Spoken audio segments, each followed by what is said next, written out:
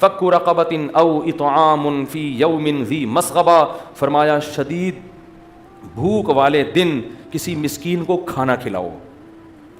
اگر تم چاہتے ہو کہ اس خدا کا بولو شکر ادا کرو. او مسکینا او اطعام فی یوم ذی مسغبہ، مسکینا ذا متربہ، وہ کیا ہے؟ او مسکینا ذا یتیما ذا مقربہ او مسکینا ذا متربہ. فرمایا کسی قرابت دار یتیم کو تلاش کر کے اس پر احسان کرو. قرابت دار یتیم کون ہوتا ہے؟ آپ کا باپ مر گیا، آپ کا چھوٹا بھائی یتیم ہے، اب اس کی وراثت مت کھاؤ بلکہ اس کے مال کی بولو حفاظت. اگر بچی ہے اس کے مال کی حفاظت کرو. عورت سمجھ کے، بچی سمجھ کے، کمزور سمجھ کے اس کی جائیداد کاروبار کے نام پہ، بزنس کے نام پہ ہڑپ مت کرو، اس پر احسان کرو. لیکن ہمارے یہاں الٹا ہو رہا ہے معاملہ.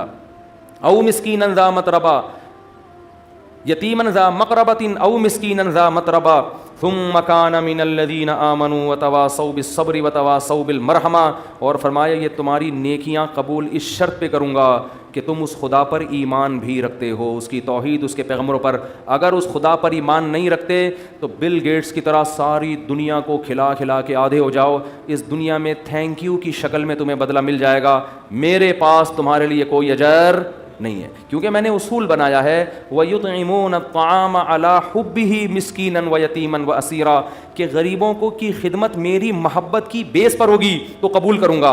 میری محبت کی بیس پہ نہیں ہے تو غریبوں سے جا کے اس کا اجر مانگو، مجھ سے اجر مانگنے کی ضرورت نہیں ہے. لوگ کہتے ہیں نا وہ ان کے ٹرسٹ بنے ہوئے ہیں، گوروں کے بہت کھلاتے ہیں، کرتے ہیں، مانتا ہوں میں. ان کے ہاں بھی بڑے بڑے سخی لوگ پیدا ہوئے ہیں جو دنیا کو کھلا رہے ہیں، ہاسپٹل بنا دیے، فری علاج ہو رہا ہے، بہت ہیں.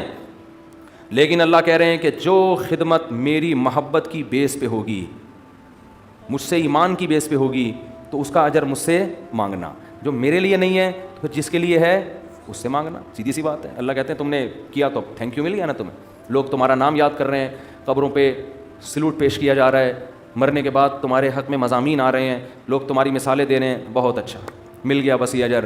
مجھ سے امیدیں بولو بھائی نہیں لگانا. تو قرآن کیا کہتا ہے کہ نحن خلقناکم، ہم نے بنایا تھا تم کو، فلولا تصدقون، تم میری آیتوں کی تصدیق کیوں نہیں کرتے تھے؟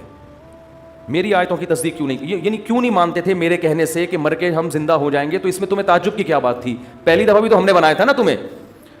افرأیتم ما تمنون، اب اللہ اپنی قدرت کی دلائل لے رہا ہے کہ جو اس طرح بنا سکتا ہے وہ دوبارہ بھی بنا سکتا ہے. فرمایا فرأیتم ما تمنون، فرمایا بتاؤ یہ جو منی کا غلیظ قطرہ ہے، اانتم تخلقونہ، اس کو انسان تم بناتے ہو، ام نحن الخالقون، یا ہم بناتے ہیں؟ خود سے تو بن نہیں سکتا. یہ اس میں ایسے سافٹ ویئر انسٹال ہو گئے کہ ماں کے رحم میں جاتے ہی آنکھ، ناک، کان، دل، دماغ، جگر، گردے، پھیپھڑے، کلیجی، یہ سب بنا کے پورا بچہ تیار ہو کر ادھر ماں کے پیٹ سے نکلا ہے اور ادھر ماں کی چھاتیوں میں دودھ پیدا ہو گیا. یہ آٹومیٹیکلی فطرت کو خود سے کہاں سے پتہ چل رہا ہے یہ پیدا ہو رہا ہے تو اب دودھ پیدا کر دو اس کے لیے. اسے کچھ بھی نہیں آتا جو پیدا ہوا ہے، دودھ پینے کا سلیقہ آتا ہے. بچہ پیدا ہوتے ہی ماں کی چھاتیوں کی طرف لپکتا ہے.